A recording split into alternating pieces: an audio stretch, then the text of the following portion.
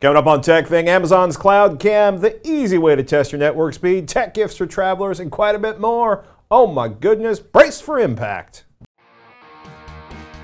A big shout out to our patrons. Without your support via patreon.com/techthing, we wouldn't be able to make the show for you every week. Join the crew that makes TechThing possible at patreon.com/techthing and find out what happened to the big stack of hard drives on my desk. I'm Shannon Morse. And I'm Patrick Norton. And this is Tech Thing, where we have something useful in every single show. Oh my goodness. Are you excited? I'm excited. I'm excited too. You know why? I'm about to meet my new best friends, the Porgs. Are you excited? Not about the Porgs. I'm so excited. I even have this cute little pen with the little wings, and the wings move. I love Porgs. We have a chance to see The Last Jedi today. So if we start vibrating, it's excitement. Normally we're excited about tech, but today we're excited about, finding out what happens in the next episode. There will be no tap dancing. The other thing that's crazy, right? So a few weeks ago we talked about Movies Anywhere, which unites the clans because my Amazon Prime movies are playing on my Apple TV and my iTunes movies are playing on my Roku. In the meantime, right, Amazon Prime Video has finally arrived on Apple TV. Robert Heron and I were talking about that on AV Excel last week. And Google announced they're going to be pulling YouTube off of the show Echo and then the Amazon Fire TV platform. Really? Well, so last month, Amazon stopped selling Google products? the Nest. Well, they stopped selling like Chromecast like 2015. Right. I bring this up because as we march towards CES and we think about what's going to happen in 2018, on one hand, we've got the movie studios, I know. movie studios It's so weird. making everything work cross-platform, and Google is firing shots across Amazon's bow, and Man. I find it fascinating. I really, really do. I find it annoying. Well, it's also, and I feel, it was funny, somebody was like, you guys trash talk Apple at the beginning of every show, and I'm like, no, I don't, but Who said that? No, we don't. it was a tweet. You have an iPhone. Apparently, whatever. But it's interesting, I'd forgotten, if you go up to Amazon and you search for Apple TV, the first results you get is the total mount Apple TV mount. And then you get like a universal dock, and then you get a whole bunch of other crap, none of which is actually an Apple TV because they don't sell Apple TVs. This is despite the fact Amazon Prime is now available on Apple TV, and yet you still can't get an Apple TV on Amazon. They do get it's funny, last week the recommendation above the Apple TV was for Amazon Fire products. This week they got a sponsor for that spot, and it's NVIDIA's Shield TV. That's funny. What a mess. I'm curious to see how the battles roll next year. I'm also really curious to see how Apple's HomePod functions and how all of this works together as we move forward. What a mess. Which brings us to Amazon's Cloud Cam. Yes, it does. So if y'all remember, I have the Canary security cameras at home, and they ended up dropping several of the features that came with the free plan. And I have the free plan because I can't afford the subscription right now. And they ended up paywalling the built-in mic for two-way talk, which was a feature that I was really looking forward to. And now I can't even use it. So I decided to start looking at all sorts of alternatives, and the newest one on the market that I found was the Amazon Cloud Cam. So Amazon came out with the Amazon Key and the Cloud Cam. There's two separate products around the same time, so I decided to test the camera during my trip to Japan. What perfect timing. So you can buy the Key service, which is the thing where they unlock the door and let a courier into your house to deliver products, and the camera separately. And since I'm not really keen on allowing somebody to unlock my door while I'm away for fear that like my cats would run out of the house, I decided to just get the camera. So you can currently find this little doohickey over on Amazon. It's $89.99 on Amazon, so everything's on sale in the month of December, but it currently lists for $120 MSRP. So keep that in mind if you buy this after December. It's basically an indoor security camera, not to be used outside, so it's not weatherproof or anything, and it competes against Canary, Arlo, and Nest, for example. Although I will say, those other ones cost a lot more. Canary, for example, is $200. The Arlo, I believe, is cheaper. The Nest is also almost or above $200. I mean, it also competes against like 10,000 IP cameras you've never heard of from Yeah, that's vendors true. you've never heard of that are all basically the same exact camera, just with different chunks of software added Yeah. into them. So I definitely don't go for those normally, the non-branded ones, because I like to buy things that are a little bit more expensive but have the security built in, the security protocols that I need, and firmware updates that continually come to you, and password management and stuff like that, which is very important to me. So since I am using the free service on this Amazon Cloud Cam, I was specifically looking for something with notifications and two-way talk, because I like to talk to my cats. Don't judge me. I like to talk to my Talk to cats. cats all the time too. I just don't do it over the internet.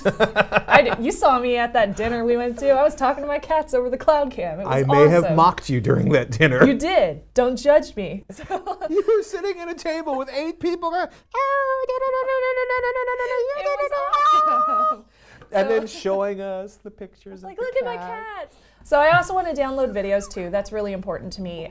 So like other camera brands, the Cloud Cam offers a free service or a paid option, and they have the whole listing over on their website. So I'll go over this for you. For free, you get 24 hours of video clips that are not downloadable. You can also view the cameras live in the application. You can use up to 3 cameras on an account.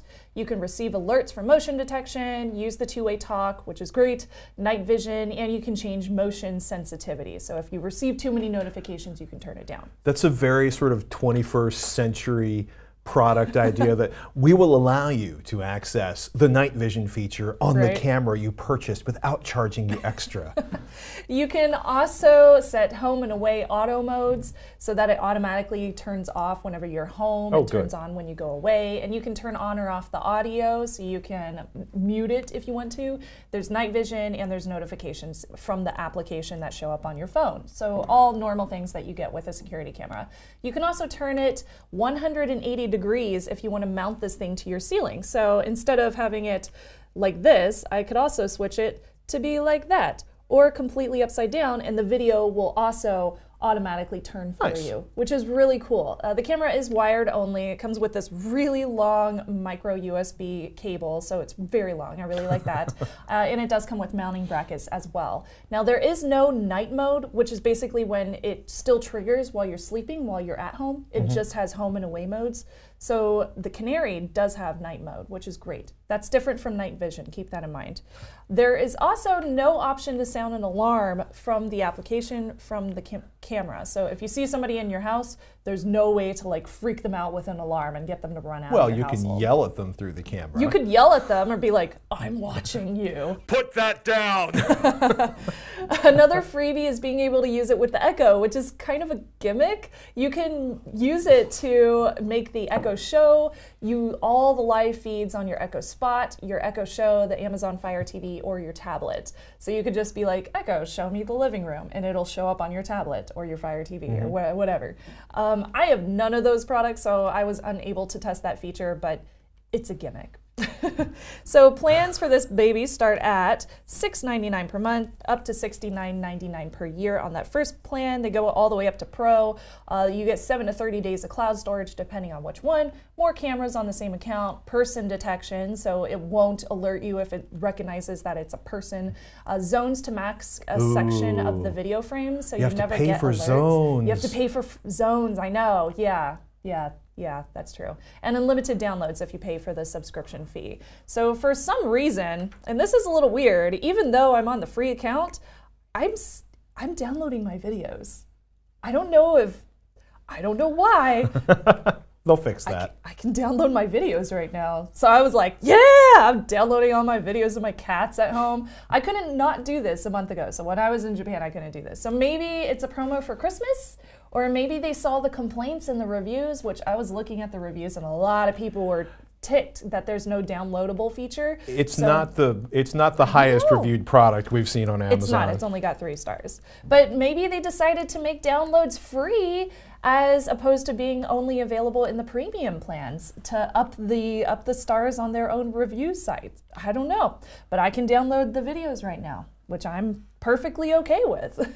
Now, when it does come in, you download the CloudCam application, you walk through the steps for setup. I'll show you some screenshots of the application here. It is very easy to set up on your Amazon account. The application is really simple. It's self-explanatory to use.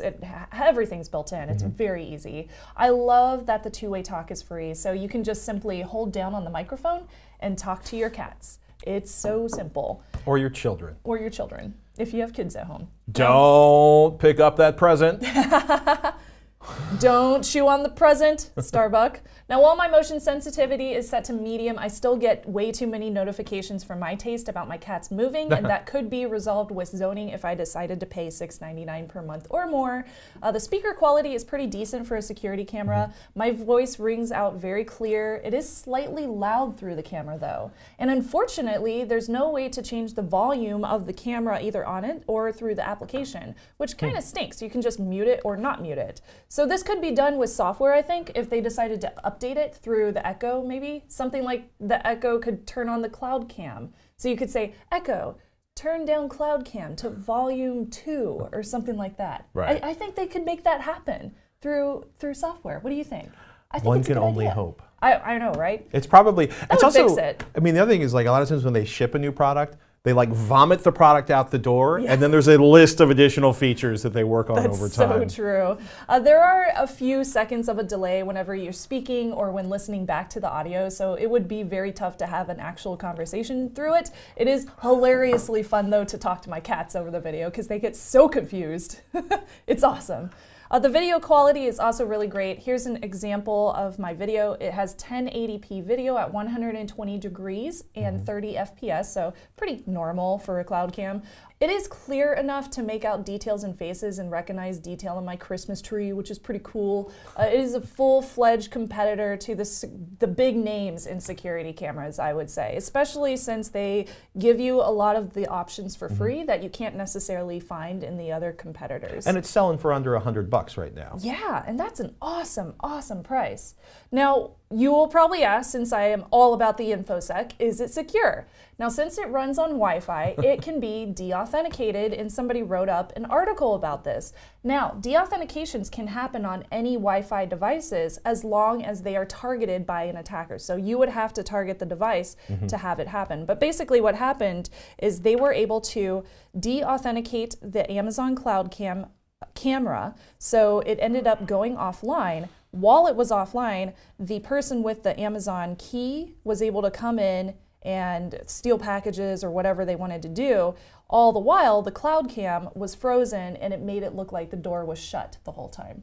So this is being shown as a problem with the key and CloudCam together. However, de-authentication attacks do happen, especially locally. So keep that in mind. It could be potentially dangerous, but that's also the same with any Wi-Fi devices. I will also say that the, you know, a Amazon delivery person who has key access is probably highly unlikely to do a de-auth. Like they would get like 1 day of stealing stuff, and then the force of Amazon would fired and arrested, and sued and beaten with hammers or whatever Amazon does to people who steal stuff. I'm just spitballing here, but I'm thinking like that's a great attention getter for that security company. I don't know how, and it's good to know, but you know, it's a problem with all security cameras. Yeah, it's a de-auth attack, so nothing new there. Is it a competitor? I would say yes, absolutely. And if I can keep on downloading my clips for free, like I'm currently able to do for some strange reason, it's definitely going to stay in my household. Even just giving me two-way talk is awesome, and that's a feature that I did not get with my Canary camera.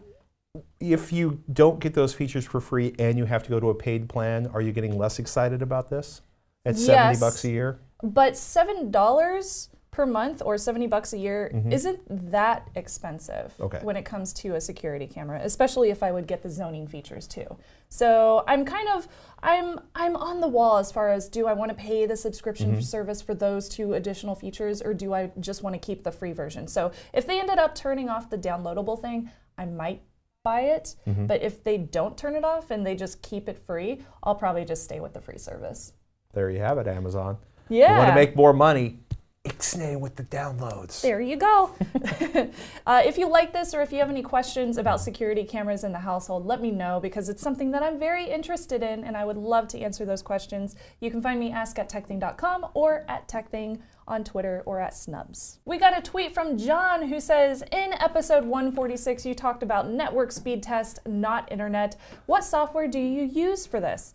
Love the show. Thanks from John. Yes, thank you, John. Patrick, what are you using? I'm very curious about this. I am not looking at speedtest.net, right? Speedtest.net is internet performance or your download performance, download and upload performance. And this is great. And if you have a tremendously slow router from like 15 years ago, it might actually slow down this. Or if you have an incredibly fast connection, like gigabit connection to the internet. But generally speaking, this is not a great way to test your network. Right. Right? It's a good, like, you know, if you're like, oh, does my thing run in this corner of the house? Great, speed test is fine. If you're actually looking to saturate your network and see what the maximum throughput is, which a lot of you seem to be, and let me close speed test really quick. What you're looking for is, or what I use, is iPerf.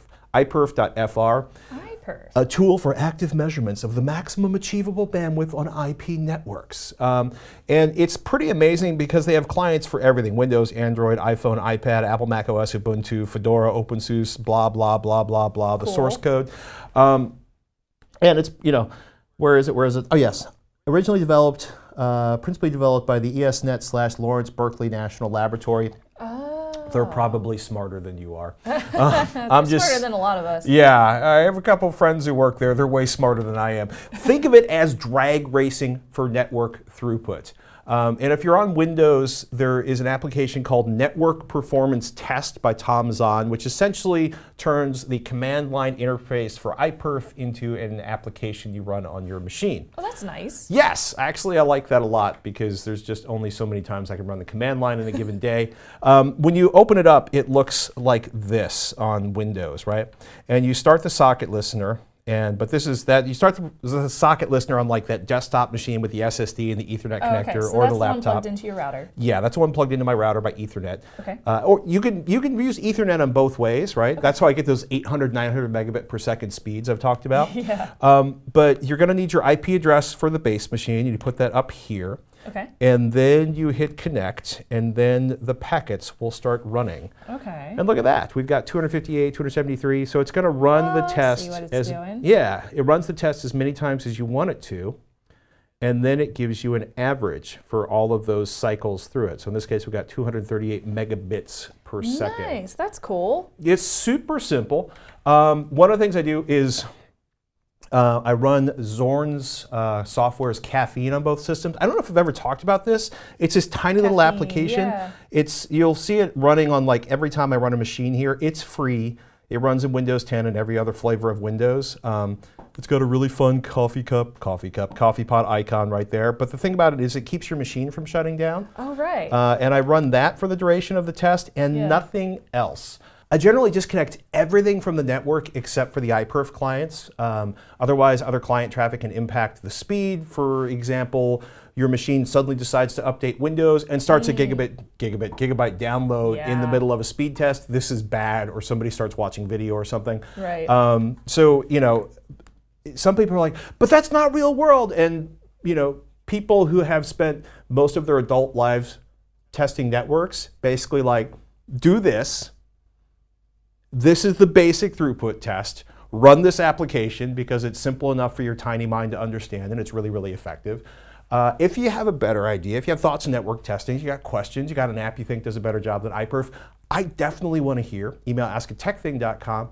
But it's pretty cool because I've used this on 1, 2, 3 routers and then 4 or 5 mesh network systems at this point. Yeah, I think I'll have to test that at home and see if my new issues have to do with my husband playing games or if it has to do with our router. It's interesting to see. It won't detect all the problems with the router, right? But you know, with Ethernet, I'm getting like typically 800 megabits per second. That's pretty good. That's pretty good, which is why most of the things in my house are connected via Ethernet to a switch, because that keeps the traffic on the simplest path out to the internet or to the other devices in your home. You You don't need that much bandwidth, but it's nice to know it's there. If you're interested in other networking questions, definitely send us a tweet, just like he did. You can tweet us at TechThing, at Patrick Norton, or at Snubs. Please do. Ladies and gentlemen, please do not attempt to adjust your screen. I am not wearing the plaid shirt I just had on. That's because we recorded a segment to discuss Patreon's new service fee changes, what we're going to do about them. And then, right before we got ready to punch the episode out, Patreon's founder Jack Conte dropped a blog entry titled, "We messed up, we're sorry, we're not rolling out the fees change." Which makes sense, given the rather large disturbance in the force Mr. Conte must have been feeling when $1 and $2 patrons realized they might have to pay, say, $14 to pay 10 creators $1 each. 40% big? That's a little harsh. Now, if you had to cancel, I understand. I am severely bummed, but I get it. I also appreciate all the patrons that upped their pledges or came up with ideas for alternative ways to fund TechThing. Y'all are awesome. Hey, quite a few TechThing patrons asked about a single per-month payment option. Right now, you can hack your own per-month payment at patreon.com/techthing. Just choose to donate the amount, say $5 per episode, then cap your monthly donation at $5. Boom! Instant $5 monthly donation. You'll be charged once a month, we'll still have your patronage, and that will totally make it so much easier to feed my kids next month. And again, let me make it clear, the payment changes have been called off. The extra fees are canceled, torpedoed if you will. And Mr. Conte promises that next time we're going to work with you to come up with the specifics as we should have done the first time around, and that creators should own the business decisions with their fans, not Patreon. We overstepped our bounds and injected ourselves into that relationship. It's a nice apology. I appreciate that. Now, at least one viewer asked us to go to an advertising-only model. I'll be honest here. I do not want to put 3 ads in each show. I do not want to spend half my week chasing advertising dollars, and I do not want to build this show around making advertisers happy. I want you, the TechThing viewer, to be our focus and the #1 concern, and Patreon, though not always the smoothest rides, is a pretty good way to give you, not advertisers, control over what we do on the show. That said, yes, we are exploring additional ways of bringing your support to the show and additional ways to deliver more awesomeness to you in exchange for your patronage. As always, my gratitude for your support. You make TechThing possible, and it is incredible. By the way, there's a stack of hard drives on my workbench right now, and if you want to know what they're doing, become a patron at patreon.com/techthing, and you'll find out in our next build video. I just got back a couple of weeks ago from Japan, and I have got some updated tech for my roundup of gifts for the world traveler. Yeah. I would go so far as to say this would work for travelers domestically too quite well. It would definitely, yes, Oh, absolutely. Now, of course, one of those things is a power converter. So if you are going overseas somewhere, definitely want to get one of those, but I didn't include it in my roundup. Today, I am focusing on some new things. Now, you already know about the Hootu wireless router that has a 10,400 milliamp hour battery built into it for USB charging, and you can also plug it into Ethernet, so it's perfect for any hotels that still don't have Wi-Fi, and surprisingly, a lot of hotels still don't have Wi-Fi, especially internationally. It's a thing. So you can totally still buy that. Of course, that's over at Amazon. It's $39.99. But I also mentioned previously about my Anker USB wall charger that allows you to quickly charge up to 5 devices at once. This thing has also been updated, which is super exciting, with USB-C, which is great if you have an updated phone like I do that only accepts USB-C. So if you want to do USB-C to USB-C, you totally can. And this little baby is $49.99. Another great price for another awesome gift for that world traveler. I own 2 of those chargers that we use at home just because we can charge all the things. I got 3, one here, one at home, and then one that I keep in my luggage because I travel a lot. You have new things. I have new things, yes. So I have talked about these previously, but the new ones are new. The first one, oh yeah. Oh, fancy this backpack. Beautiful backpack that I have here. It's called the Peak Design Everyday Backpack. It comes in either a 30 or a 20 liter, and it's made specifically with photographers in mind, but you can use this no matter who you are. It's super durable, it's water resistant, so water just slides right off of it, and it has anti-theft loops on the zippers, so you can lock them into place and people won't be able to open up anything in here, which is great. I actually had somebody try to do that on a subway once. Oh, did you really? Yeah, I caught their hand in the bag. Another cool thing you can do, and I will take off that Velcro, you can loop it onto the handle of a roller bag and open it up from the side. So I could flip this thing over and be able to get into the side zippers. like that. Oh, Isn't that cool? Yeah. That is cool. It's so useful. And then they have these awesome little origami trays for like lenses and stuff like that. So it's very, very nice. I love these Peak Design bags. And you can also find those over on Amazon. The 30 liter is $289.95, but you can also find the less expensive one, the 20 liter, for $259.95. So good prices on those as well. Their camera straps are amazing. Their camera straps are awesome. They also have tripod straps too. And they have like a belt holster for your camera. The holster is great. If you go horseback riding, the holster is perfect. It is so cool. Good to know. Yeah, I know. Random little pro tip there. An extra large portable battery pack. Absolutely. Pro tip, choose USB-C or USB 3.0 depending on the phone's charging port. These are really great for pretty much anybody that is a world traveler. They can use them in their hotel room, the plane, anywhere they might be using a device without an easily accessible power outlet. And you know, in airports, the power outlets are always taken. Make sure as well to keep the size under the FAA guidelines since they do have a limit on carry-ons and checked luggage. This one is under the guidelines, and I'll put a link to the PDF from the FAA website down below in the show notes so you can check that out. We already did a whole segment about that, so I won't go into it here. I usually have two 15,000 milliamp hour batteries in my bag wherever I go. Perfect. Yeah. Well, in case I do have to walk home from the peninsula or something horrible like that after the big earthquake, my phone will be charged. The next one that I have on my list is noise canceling headphones, and these ones that I have are the Bose QC20s. Now, you don't necessarily have to get the Bose QC20s, but I will say noise canceling is amazing. Especially, it'll be a blessing for a traveler that has a hard time sleeping on a plane, or maybe they need to work or something like that. These ones are $249, but I know that there are also really good ones that don't cost that much too. Oh my goodness. I discovered, so I tested One More's dual driver, their Lightning in-ear headphones, active noise canceling, and they sound a lot better than the Bose products I've tested. I will say with the Bose stuff, the noise cancellation, it's like 30 dB of attenuation. And I really like just sitting on a plane, not even listening to music on them, just with all of the noise gone. It's the weirdest feeling. But yeah, I will also recommend, if you're looking for something less expensive, the Wirecutter's done a pretty good job looking at noise canceling headphones. Yes. There are some incredibly expensive models, but you don't have to spend all the money for them. That's perfect.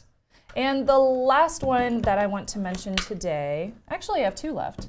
This last physical device that I wanted to mention today is called the Tip Tipper, which is a weird name, but it's a mini digital scale for suitcases like this one. And you can find other ones on the market as well. I can't tell you how happy I am that I had this in Japan for my almost too heavy, very large, hard suitcase full of Sailor Moon souvenirs. I was right at 49 pounds, man. And 51 pounds, you get like the $1 million service fee? Yeah, 50, well, it's like 50.1 ounce. So at that point, they would start charging you to check the bag. But luckily, I got in right underneath, and it's because I was able to check the weight with that. It's super cheap, too. It's $8. It's a great little stocking stuffer. So it's something that you could definitely add to your list of gift ideas for that world traveler in your life. I came back from CES once and turned out I had 76 pounds in my bag. Whoa! It was back in the press kit days. Oh, yeah.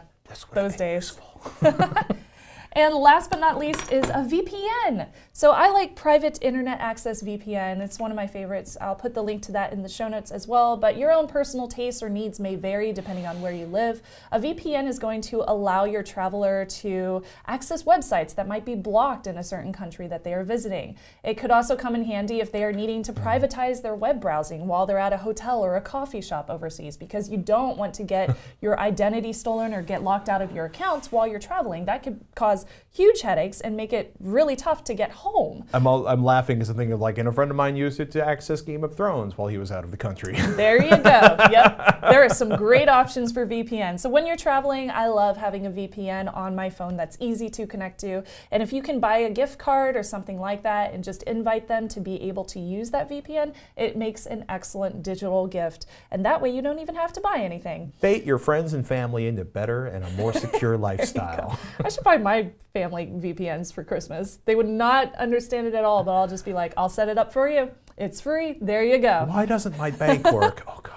So the biggest recommendation that I can really give when shopping for a backpacker or a frequent traveler is to consider the size and the weight of the item that you want to purchase. So it might be wise to simply get them a gift card if they are picky, or try something that has multiple uses and can save them space in their luggage rather than add to it. So for example, that's one reason that I like the Hutu, is because it has multiple uses, a battery, an Ethernet connector, it can stream pictures from a little USB, so it has like 3 different uses in one, which is why I really like it and I can travel with it so easily.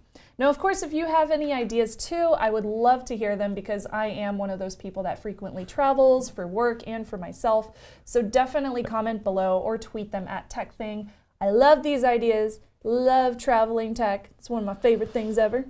Happy holidays. Mark has a mildly terrifying story about why you should get your surge protector on. He wrote in ask@techthing.com. Hi, Shannon and Patrick. Just watched your December 7th comments on power strips with LED Christmas lights and had to relate a semi-sad story of a bad power day at our house. Oh, no. We live on a street with buried utilities, which I always thought was a good thing. Last year we suffered the loss of the neutral line on our buried power main into the house. We still don't know what caused the cable break, but it happened. The result was impressive. I put a meter on one of the outlets. All the house line voltage was randomly going from 0 to 150 volts AC, Whoa. changing on a second-by-second basis. Yes, 150 volts AC on a 120 volt AC line. Whoa. Fun. All of the analog electrical components in the house were blown. Stove controller, refrigerator controller, garage door opener, boiler for hot water heat, all fried. Yes, and that last one meant we had to replace our boiler for the heating system. Oh no. Ouch. However, cue the sound of the heavenly choirs, only one of our electronic systems got damaged. We had fairly hefty surge suppressors on almost every major piece of electronics in the house. Computers, hard drives, sound systems, TVs, etc. They all survived. We have 4 computer systems, 3 TVs, 3 Apple TVs, and a surround sound system in the living room. All good. No data loss and no replacement for any of that hardware over a year after the fact. Except for the 1-bedroom TV that was not on a surge suppressor. That was smoking. Oh no. Sigh. But the caveat is that every one of those poor valiant surge suppressors gave up their lives for the cause. They were all fried. Many both ends died to bring us this information. The bottom line is, 1, power problems usually suck. 2, fairly vanilla surge suppressors saved us thousands of dollars of additional grief. And 3, surge suppressors do die, especially under extreme load. Wow. So, 1, use them on absolutely everything you can, and 2, replace them as needed. As always, love the show, Mark. Wow. Dang. Yeah, dang. My friend Josh actually, apparently they had like an intern for PG&E working on the electrical supply line for their block, and somehow they managed to run 440 volts through an entire block. Oh no. They wiped out everything in his house. For example, his toaster oven was melted. So Mark, 1, thank you for sharing that. 2, I can't believe the magic smoke was still coming out of your television, which is kind of terrifying. It's very terrifying. Very terrifying. And 3, yes, surge suppressors are awesome. This trip light is pretty amazing. Not only is it an excellent surge suppressor, but it will stop providing electricity when it no longer can protect your stuff. Oh, that's so when cool. the surge suppressoriness wears out, it shuts down the power to let you know it is time to get a new surge suppressor. Oh, I should get one of those. I have I several definitely of those need to in buy my a house. few. Mine are pretty old. All right, remember, once in a while, put down your phone, step away from the screen, close that laptop after you buy your surge suppressors, and do something analog like Ken, who writes, back in August, my family and I, with a friend and their daughter, drove from Rhode Island to Myrtle Beach for a week. Nice. To take a break from all the tech that was brought, I got up one morning to enjoy the sunrise on the beach. Even though I was only out there for maybe an hour, it was really nice to take a break. Took me so long to write to you guys because after returning from vacation, I got consumed by tech and also my son's hockey and building racing drones. Oh, that's fun. Hope you like the picture. Rock on, from Ken. Yeah, that's a gorgeous picture. That is. One of my favorite times of the year is always hanging out on the Atlantic coast. It is gorgeous out there.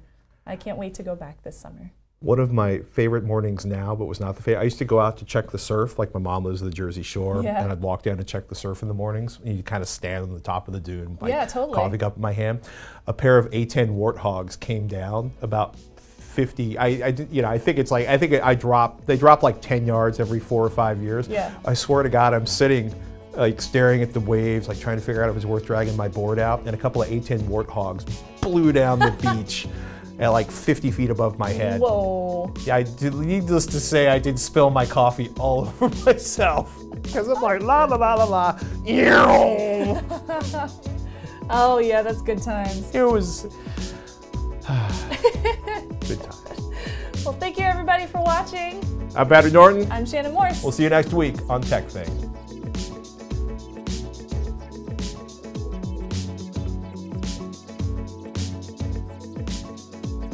Okay, let's do this. Leroy Jenkins. No? Leroy Jenkins is basically what you just said. Or Leroy Jenkins. Leroy Jenkins. Really? Oh, we have to show him Leroy Jenkins. Is this a meme? Yes, it is a meme.